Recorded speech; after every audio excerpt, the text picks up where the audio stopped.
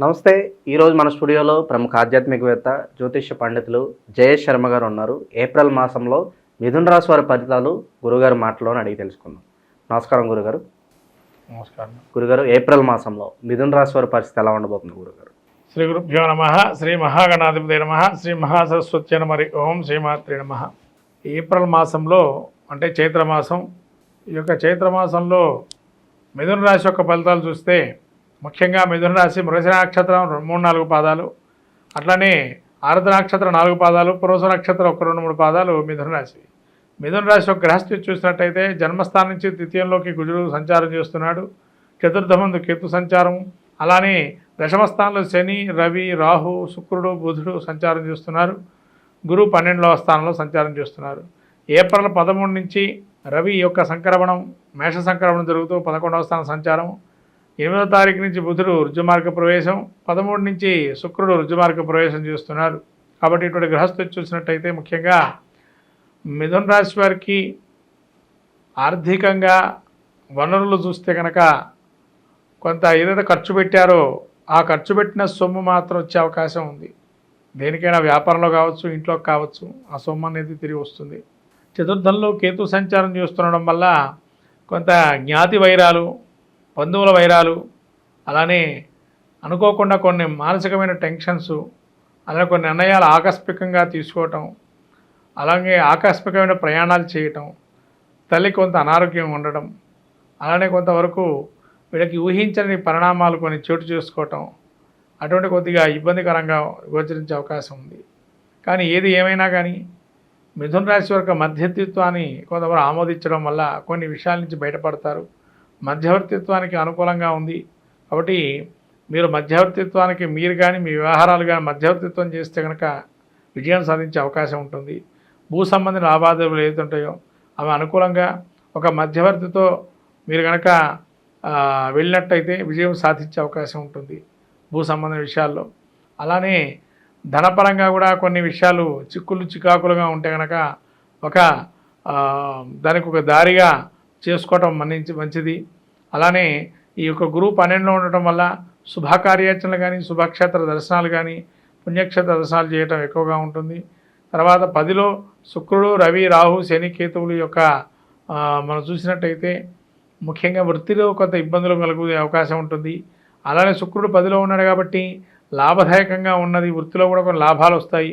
బుధుడు కూడా అదే స్థానంలో ఉన్నాడు కాబట్టి ఒకచో లాభం, ఒకచో నష్టం, రెండు విధాలుగా కూడా అంటే మధ్యస్థమైన ఫలితాలు గోచరిస్తున్నాయి ధనపరంగా కూడా. అలానే శని దశమంలో ఉండడం ముఖ్యంగా ఉద్యోగం చేసేటువంటి వారికి కొంత బాగా ఇబ్బందులు కలిగే అవకాశం. ఇబ్బంది అంటే వాళ్ళని బాగా వాళ్ళ స్కిల్స్ ఎంత ఉంటాయో అంతా వాళ్ళు తీసేస్తాం అనే ఒక ఆలోచన, అంటే ఎక్కువగా వాళ్ళతో పని చేయించడం, అలాంటివి అన్నీ బాగా ఉంటాయి. తర్వాత విదేశీ ప్రయత్నం చేసేటువంటి వారికి యోగదాయకంగా ఉంది. దశమంలో రాహు వల్ల విదేశీ ప్రయత్నాలు చేద్దాం, ఉద్యోగాలు చేద్దాం అనుకునే వారికి కొంతవరకు ఆశాజనకంగా ఉంటుంది. అలానే బుధుడు 10లో ఉండడం వల్ల కొంత అనారోగ్యము, పిసినార్తనము, లోపగుణం చాటుకునే అవకాశం ఎక్కువ ఉంటుంది. తద్వారా జనాలు ఏమనుకుంటారంటే అయ్యో వీళ్ళు ఇంత చేసినా మనకి ₹1 ఇవ్వట్లేదే, సాయం చేయకపోతున్నారే వీళ్ళు, మనం ఎంత సాయం పడ్డామని అనుకుంటారు. కాబట్టి ఉన్నదానిలో ఇవ్వటం అనేది మంచిది, అది ఆలోచన చేయండి. అలానే విదేశీ ప్రయత్నాలతో పాటు వీళ్ళకి వివాహ ప్రయత్నాలు జరిగేటువంటి వారికి కొంత యోగదాయకంగా ఉంది. ఈ యొక్క వివాహ ప్రయత్నాలు చేయొచ్చు. అలానే వీరికి ఇంకా ఏదైనా కూడా నూతనమైన కార్యక్రమాలు, నూతనమైనటువంటి పనులు ఏవైతే ఉంటాయో వాటి ముందరకు వెళ్ళే అవకాశం ఉంటుంది. నూతనమైన వ్యక్తుల పరిచయం వల్ల కొంత వ్యాపారంలో కూడా స్తబ్దుగా ఉన్న వ్యాపారం మళ్ళీ పైకి వచ్చే అవకాశం ఉంటుంది. కొంత స్త్రీల వల్ల లాభం చేకూరే అవకాశం ఎక్కువగా ఉంటుంది. కాబట్టి పురుషులు ఏమైనా వ్యాపారం చేసేటువంటి వారు స్త్రీలకు సంబంధించి కొన్ని అడ్వర్టైజ్మెంట్లు కానీ, ప్రమోషన్స్ కానీ ఇచ్చుకోవడం వల్ల మంచి ఫలితాలు వచ్చే అవకాశం ఉంటుంది. అలానే మీకు వ్యాపారంలో కావచ్చు కొంత ఇబ్బందులు కలిగే అవకాశం ఉంది. కాబట్టి ఈ విధంగా ప్రమోషన్స్, అడ్వర్టైజ్మెంట్స్ ఇచ్చుకోవడం వల్ల మంచి ఫలితాలు ఉంటాయి. ఇంకా చెప్పాలంటే ఆరోగ్యపరంగా కూడా కొంత లాభదాయకంగా ఉంది. కొంత అనారోగ్యం వచ్చినా అది తాత్కాలికమే. కాబట్టి రక్త సంబంధం కానీ, బీపీ లాంటిది కానీ, లేదైనా ఉన్నటువంటి శ్వాసకోశ సంబంధించిన వ్యాధితో బాధపడుతున్న వారు కొద్దిగా శ్వాసకు సంబంధించినటువంటి వ్యవహారాలు జాగ్రత్తగా చూసుకోవటం, ఆయాస పడకుండా ఉండడం, ప్రతి విషయానికి ఆతృతగా ఇబ్బందికరమైన వాతావరణం ఉండడం. కాబట్టి ఎప్పటిగా మీరు వినేటువంటి వాతావరణం ఉన్నా కూడా చాలా స్తబ్దుగా నిదానంగా మాట వినండి, తొందరపడి నిర్ణయాలు తీసుకోకండి. అలానే కుటుంబంలో కూడా కొంత ఇబ్బందులు కలిగే అవకాశం ఉంటుంది. కుటుంబంలో వీళ్ళకి మంచి పేరున్న చోట కూడా చెడ్డ పేరు అలవారే అవకాశం ఉంటుంది. కాబట్టి మీరు మంచివాళ్ళు కాదు అనుకున్నప్పుడు మధ్యవర్తిత్వాన్ని ఏర్పాటు చేసుకుని తద్వారా సమస్య పరిష్కారానికి ఒక తోవ చూపించుకునే అవకాశం ఉండండి. అలా మీకు అనుకూలంగా అంశంగా మారుతుంది ఈ యొక్క మాసం కూడా మిథున రాశి వారికి. గురుగారు, ఇంకా మెరుగైన ఫలితాలు పొందడానికి ఈ రాశి వారికి ఏదన్నా మంచి రెమెడీస్ ఉంటే తెలియజండి గురుగారు. సుబ్రహ్మణ్య ఆరాధన మంచిదండి. ద్వితీయంలో కుజుడు నీచస్థితిలో ఉన్నాడు కదా, సుబ్రహ్మణ్య ఆరాధన చేసుకోవడం వల్ల అనేక రకాల నుంచి ఇబ్బందుల నుంచి బయటపడతారు.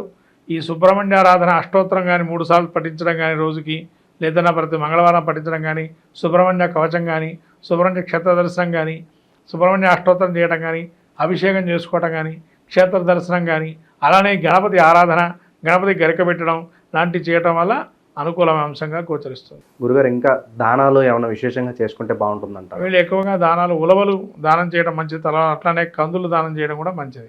ఈ యొక్క ఏప్రిల్ మాసంలో మనకు ముఖ్యంగా చైత్రంలో ముఖ్యంగా చెప్పాల్సినటువంటి శ్రీరామనవమి అందరికీ కూడా చెప్పదగిన విషయం. అట్లానే వసంత నవరాత్రులు, అలానే మహావీర జయంతి, హనుమత విజయోత్సవము, సంకష్టహర చతుర్థి, మత్స్య జయంతి, ఇలా అనేక రకాలైనటువంటి మళ్ళీ తమిళ సాంప్రదాయ విశ్వత్ పుణ్యకాలము, ఇలా అనేక అనంగ త్రయోదశి, రకరకాలైనటువంటి పుణ్యమైనటువంటి మాసంలో మనకు చాలా అలానే మనకు చివరి వారాంతంలో ఏప్రిల్ వారాంతం అక్షతృతీయ 30వ తారీఖు అయింది, ఏప్రిల్ 30.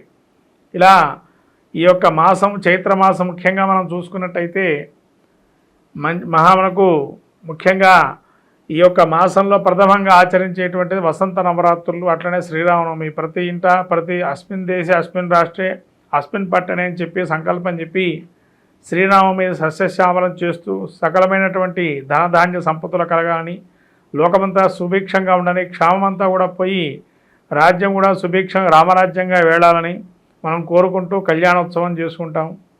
అలానే హనుమత విజయోత్సవం, రాముల వారు ఎప్పుడైతే అయోధ్యకి ఏర్తించాలనుకున్నారో ఆ రావణాసుర సంహారమైన తర్వాత ఆ యొక్క అయోధ్యకు చేరుకున్న సమయంలో హనుమత విజయోత్సవం ఒక సభ చేసి, సభలో జరిగిన సంఘటన ద్వారా విజయోత్సవాన్ని అప్పుడు రాముల వారు ప్రకటించడంతో హనుమత విజయోత్సవంగా చేపట్టి విజయయాత్రగా చేపట్టి అటువంటి మహత్తరమైనటువంటి రోజు చైత్ర పౌర్ణిమ అంటారు.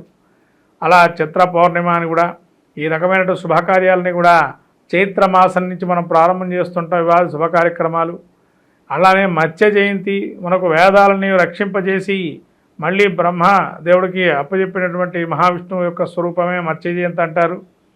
కాబట్టి మత్స్య జయంతిలో కూడా మనకు సోమకాసురుని రాక్షణ సంహారం చేసి ఆ మత్స్య స్వరూపాన్ని మనకు విష్ణుమూర్తిగా స్వరూపాన్ని భావన చేస్తూ అనేక రకాలైన శుభ కార్యక్రమాలకి మత్స్య యంత్రాన్ని వాడుతూ ఉంటాం. అట్లా మత్స్య యంత్రానికి కూడా అనేక విధాలుగా ఈ యొక్క రోజుల్లో కనుక పూజ చేసుకున్నట్లయితే చాలా విశేషంగా ఉంటాయి యంత్రస్థాపనలు. ఇలా మహత్తరమైన మాసం చైత్రమాసంగా మనం చూసుకుంటున్నాము. ఈ చైత్రమాసంలో అందరికీ కూడా శ్రీరామనవమి శుభాకాంక్షలు తెలుపుతూ అట్లానే లోకము కూడా సుభిక్షంగా సస్యశ్యామలంగా లోక కళ్యాణార్థం అందరికీ కూడా ఎటువంటి ఈతి బాధలని తొలగిపోయి, కరువు కాటకాలని తొలగిపోయి రామరాజ్యంతో సుభిక్షంగా ఉండాలని కోరుకుంటూ ఏప్రిల్ మాసంలో మిథున రాశి వారికి ఏ విధమైన ఫలితాలు ఉండబోతున్నాయో మీ మాటలో వివరించారు గురుగారు. ధన్యవాదాలు.